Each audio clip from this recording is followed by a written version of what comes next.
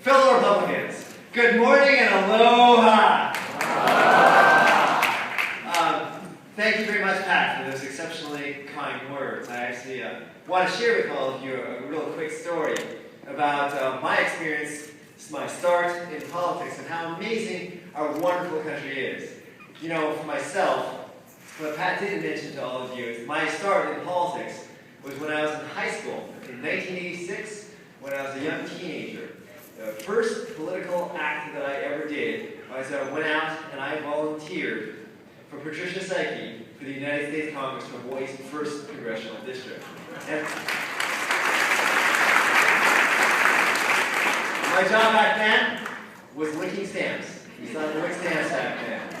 But I think it is proof positive and amazing testimony to the greatness of the United States of America that I've had the amazing privilege of going to be a lowest level volunteer licking stamps for a candidate for Hawaii's 1st Congressional District, to 24 years later becoming the United States Congressman for that very same Congressional District.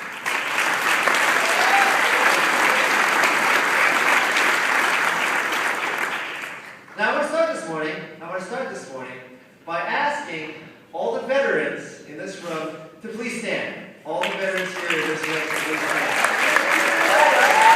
Thank you.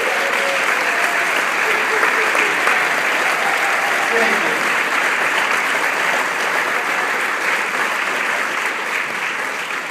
To all the vets here in this room, thank you. Mahalo for your previous service. On behalf of myself and behalf of all of the veterans returning from Iraq and Afghanistan, thank you for your service. We all realize that it is your service, especially those of you who served in Vietnam, that has made our service much, much easier. But I also want to recognize a second group of individuals. If I could ask to stand, all of the spouses of veterans to please stand.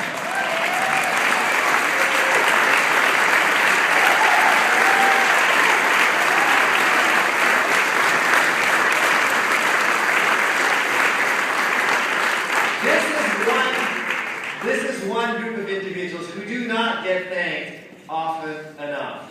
I say over and over again, if there's one person who deserves a medal for my tour of duty in Afghanistan, it is not me. It was my wife, who had to maintain the household at home, raise my kids, hold down the job, while I only had to take care of myself while I was deployed overseas. So to all the spouses and the family members of veterans, and to all of the spouses and family members of a soldier deployed in harm's way, from the bottom of my heart, mahalo to all of you.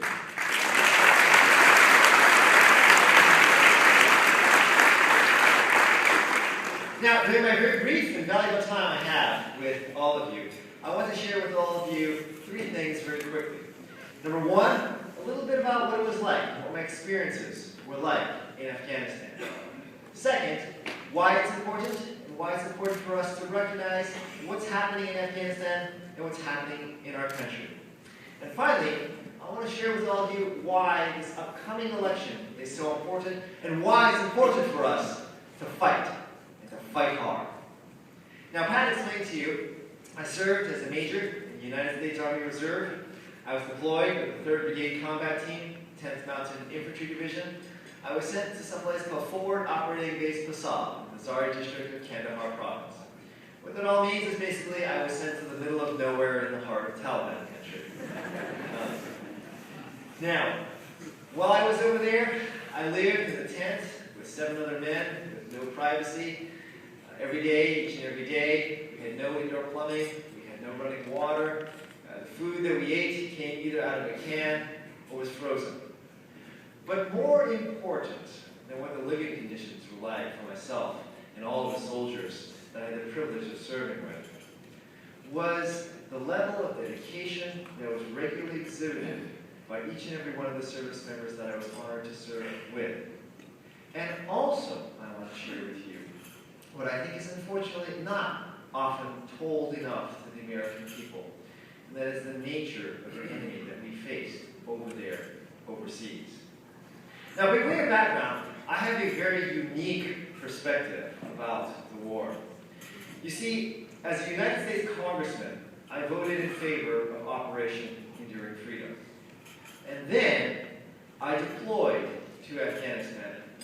based on the funding that I had voted for. I originally joined the Army Reserve in October of 2001, 1 month after September 11th. Because after I, like all of us Americans, saw those Twin Towers fall, I felt that I should do my part for our nation and our country.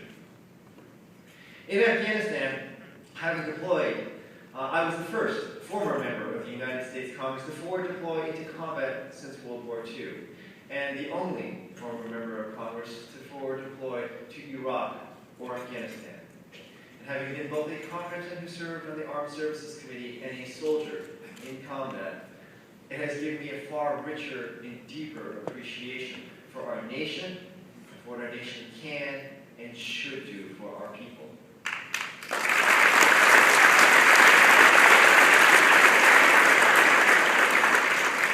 I want to share with you the incredible importance of why it's important for all of us to pull together as Americans for the betterment of our nation.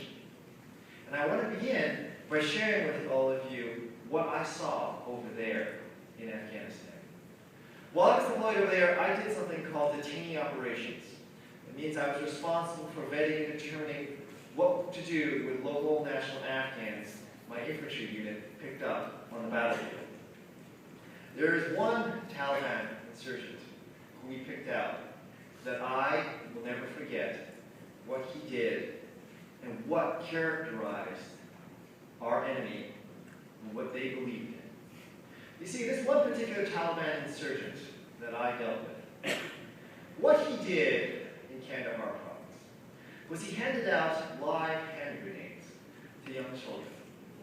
And he told these children that these hand grenades were firecrackers. And they were firecrackers that would only work if you threw them at an American. 2 young boys, one was about 8 years old and another was about 11 years old, took one of these hand grenades from this Taliban insurgent, promising the insurgent that he would use them on Americans. They went home, and they did as young boys are wont to do, took what they thought was this firecracker and played catch with it.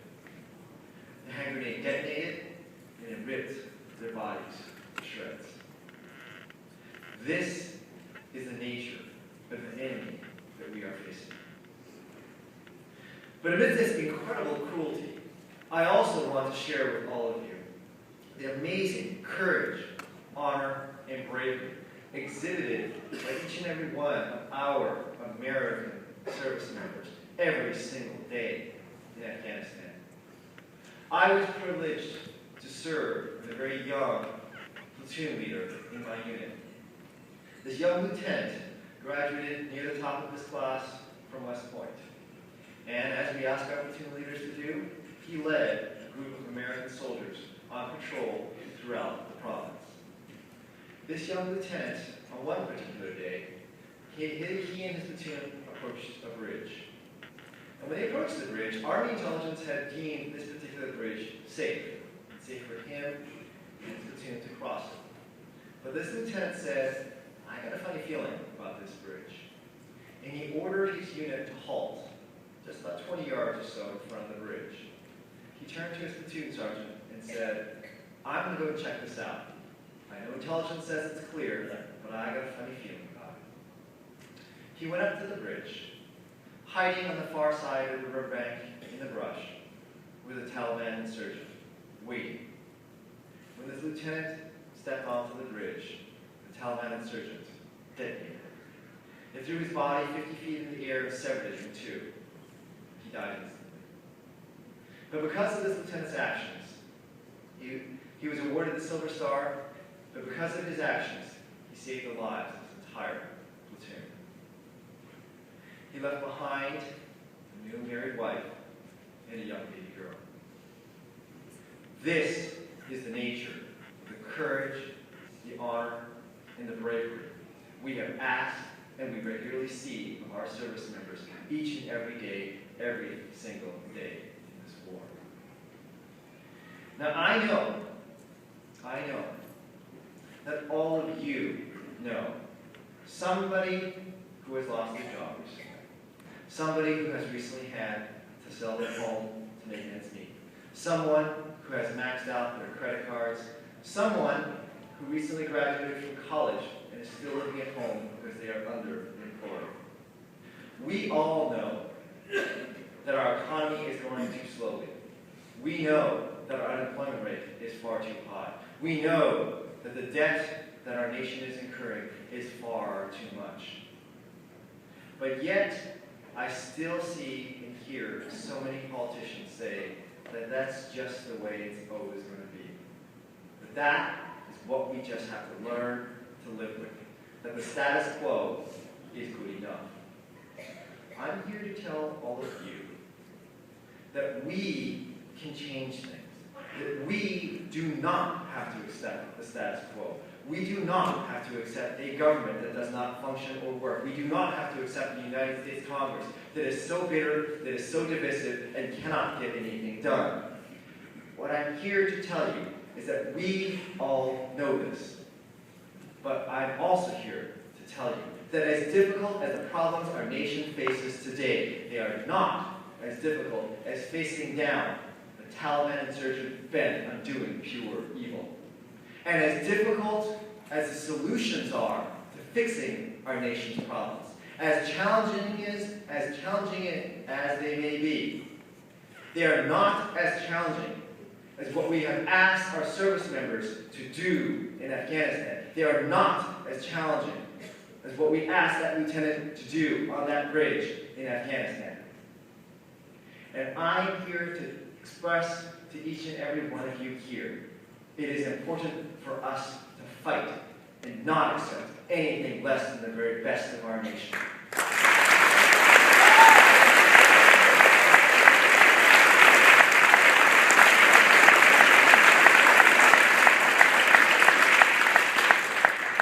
Now, war changes here. War certainly has changed me. For myself, I am never, ever going to accept saying to the widow of a soldier who has made the ultimate sacrifice that what we see here in our nation today is good enough. I am never going to tolerate saying to the child of the soldier who has made the ultimate sacrifice that the status quo is something that you just have to live with.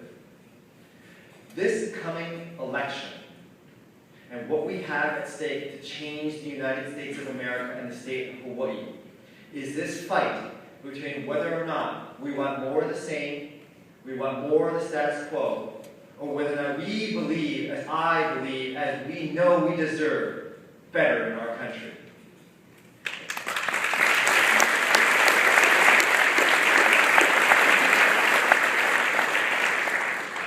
Now, Pat Saiki has expressed to all of you how we can win this upcoming election. There are a lot of dynamics that help me, that help Linda Lingle in this upcoming race. Pat has already pointed out to you that we have redistricting, which is helping my congressional race, that we have an exciting ticket for all of you in this upcoming election, and Linda Lingle leading us at the top of the ticket in an open seat for the United States Senate, that we have, interestingly enough, an exciting mayor's race to also change the direction of which way we're headed in this state. But most of all, what I want to convey to all of you is that Linda Lingle and I have a record of fighting not for our partisan masters, whether they be in Washington, D.C., or the labor unions here in Hawaii,